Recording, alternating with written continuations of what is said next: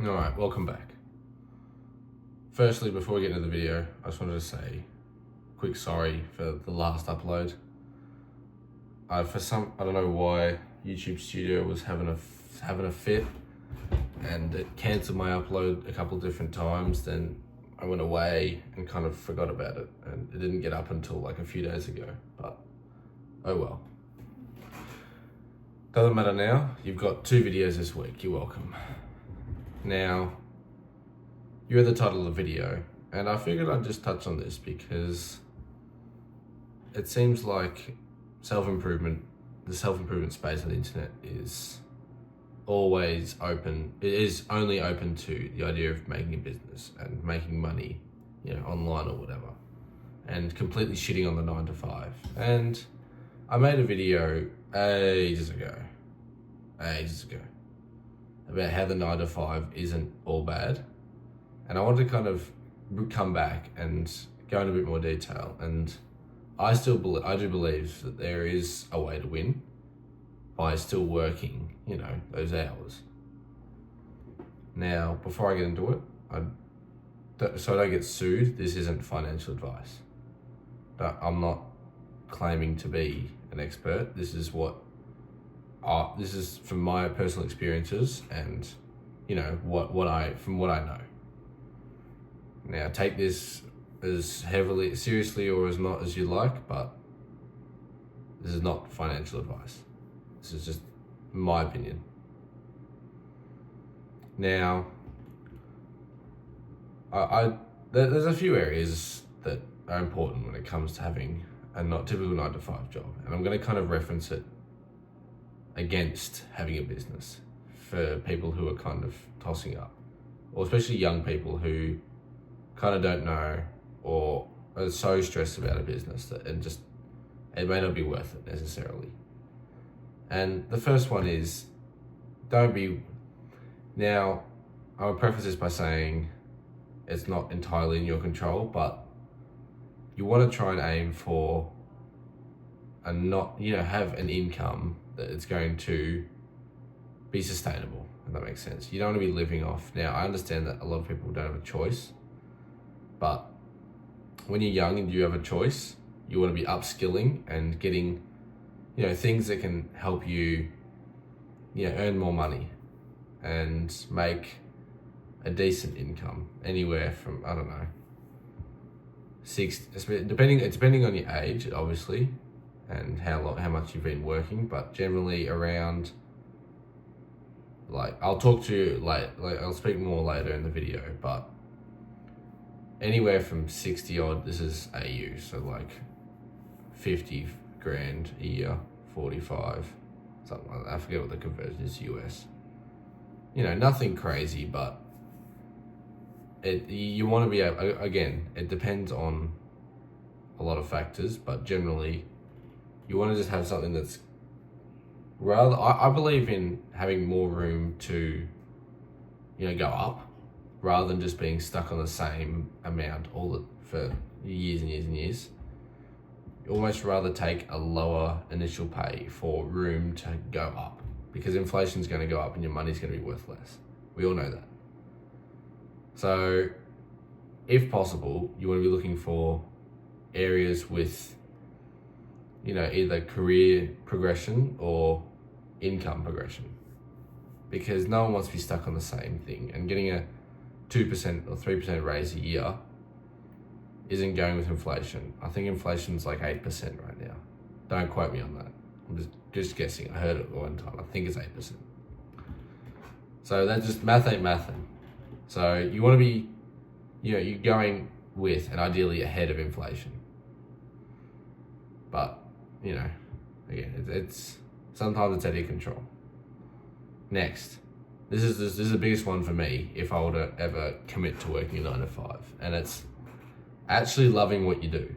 I forget who said it, but someone said that if you love your work, you never have to work a day in your life.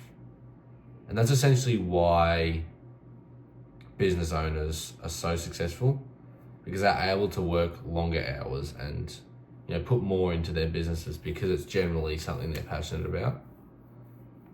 And I feel like it's almost even like it's a quality of life thing, but it's also finding what's the word I'm looking for?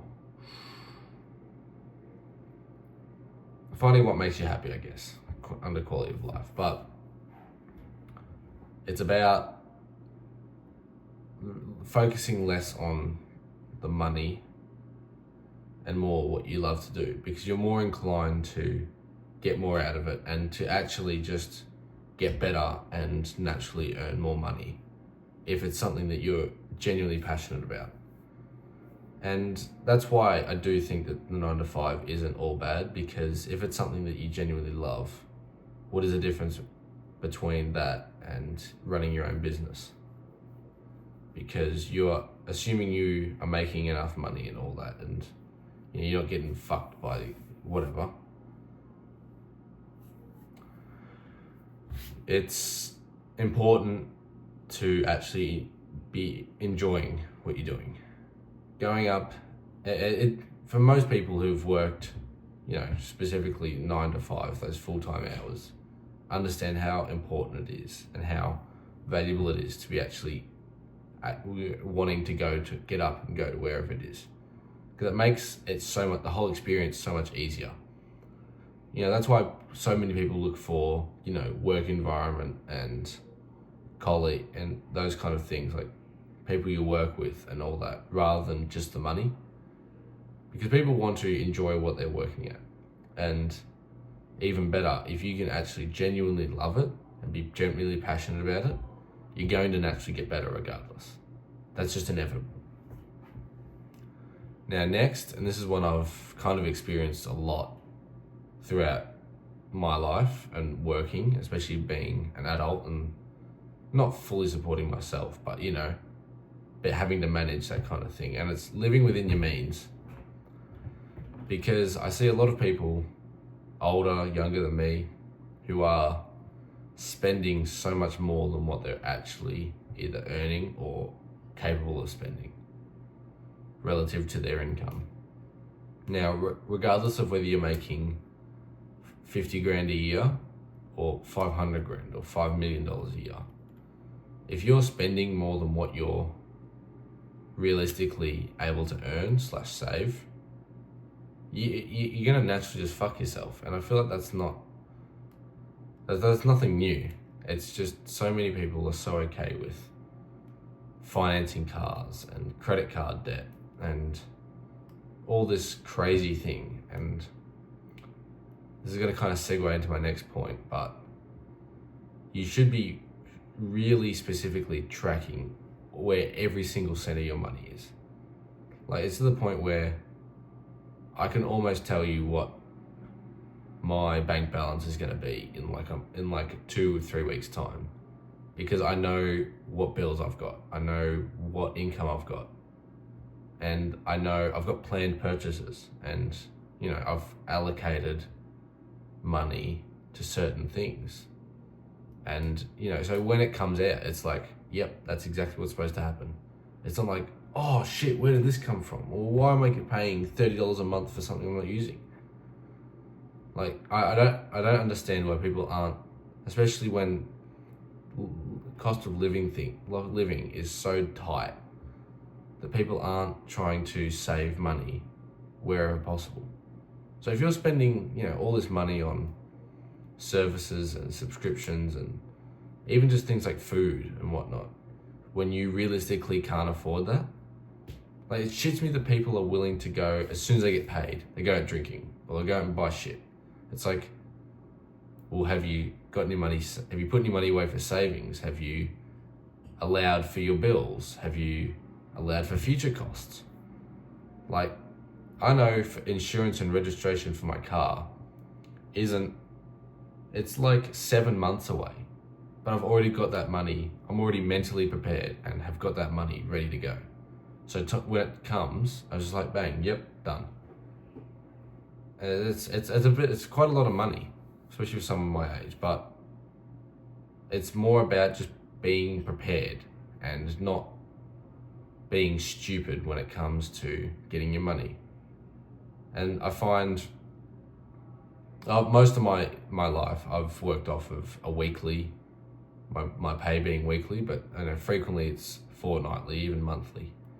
And seeing so much money all of a sudden accessible to you, I mean, yeah, I could go spend all my savings.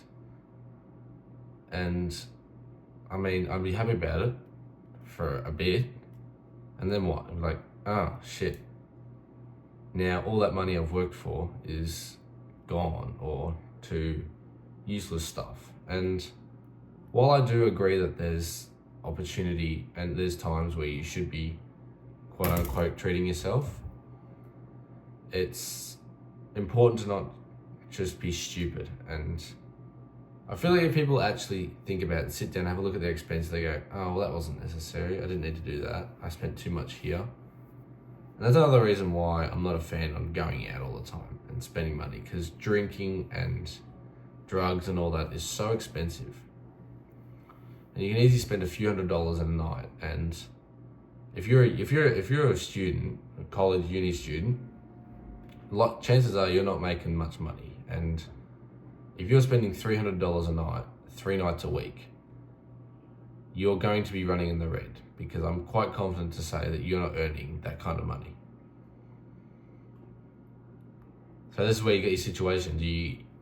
Your hands are tied and you're running in the red. So you've got to kind of weigh up, is it worth it? And it's just, so many people, I sit there and shake my head, and so many people are so okay with going into the red and, you know, oh, I've got no money. I've got to wait. I can't wait till I get paid. I'm going to go buy this and this and this. I'm like, why are you living paycheck to paycheck and you've been 3 years out of high school?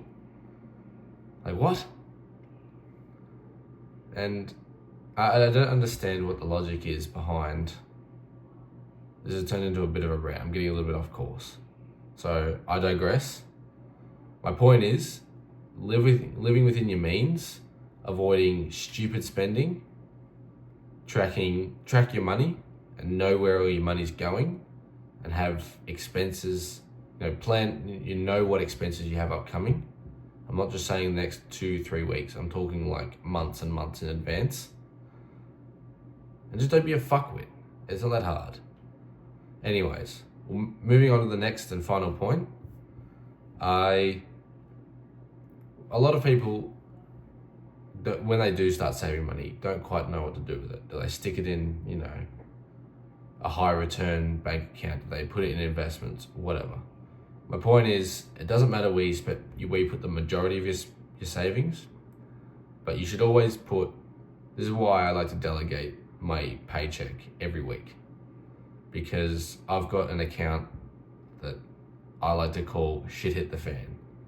And that's essentially like an emergency fund. It's a few $1,000s that, say if my car breaks down or, whatever, something crazy happens and I need some, get out of jail free money, or when the shit has hit the fan, I've got that money, bang. All right, it's definitely, not ideal, but neither is life's bumps in the road. But not even having access to that kind of money and be like, oh shit, you call up your parents or someone, oh, can I borrow $1,000? It's financially immature, really. And working a job, you probably don't have access to the kind of money where it doesn't matter, that you've got such a high income that little things don't even matter. And I'm not saying you need to be frugal or anything. It's more just about being smart. Again, back to my previous point. You should be, I highly recommend allocating some money away. Again, this is not financial advice. This is just what I've found works best for me. And I guess it is advice. Don't sue me, please. I'm too broke for this shit. But I found it really effective for me to have money away. And in the event that something does happen, and it has, I've had money available, and I don't have to touch my money that I've put away in my, high interest savings. Or if I were to put it in an investment. Because then you're just dealing with more headaches versus just having some money on hand. Anyways, this is my little money talk. It's spent most of my time ranting about how people are stupid with their money, but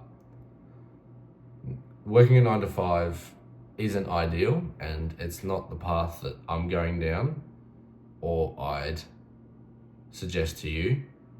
But if you are interested in that and for some reason you want to work a job, there is a way to do it right.